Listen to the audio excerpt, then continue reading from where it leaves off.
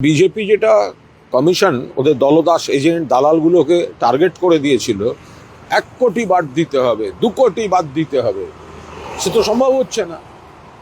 কারণ তৃণমূল কংগ্রেস কর্মীরা বাড়ি বাড়ি পার্সন টু পার্সন পাশে দাঁড়িয়েছে।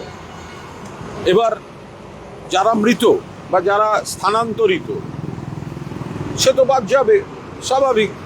কিন্তু এই যে একদম টার্গেট করে বৈধ ভোটারদের বাদ দেওয়ার খেলা খেলছে, এটা একটা গভীর চক্রান্ত। বলছে অনেকে আসতে পারেনি, খোঁজ নিতে হবে কারা আসতে পারেননি। এমন অনেক অত্যন্ত কঠিন সময়ে থাকা পরিযায়ী শ্রমিক থাকতে পারেন, কিভাবে আসবেন তারও তো একটা খরচা আছে। যেখানে কাজ করেন সেখান থেকে ছুটি পাওয়ার সমস্যা আছে। ফলে এগুলো তো দেখতে হবে যে আমি একটা ফতোয়া দিলাম আসতে হবে, এগুলো তো সব বাদ দেওয়ার কলকাঠি।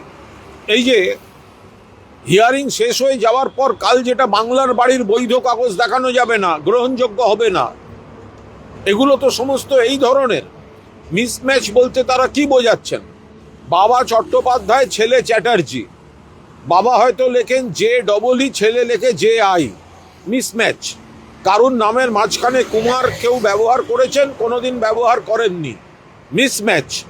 ফলে যে কোনো ছুতোয় বৈধ ভোটারদের নাম কাটতে নেমেছে নির্বাচন কমিশন। চূড়ান্ত ভোটার তালিকা প্রকাশের পর আমাদের শীর্ষ নেতৃত্ব, আমাদের দলের কর্মীরা বাড়ি টু বাড়ি আমরা খতিয়ে দেখব। পরবর্তী সিদ্ধান্ত আমাদের দলীয় নেতৃত্ব যথাযথভাবে নেবেন। একজন বৈধ ভোটারের নামও আমরা বাদ দিতে দেব না।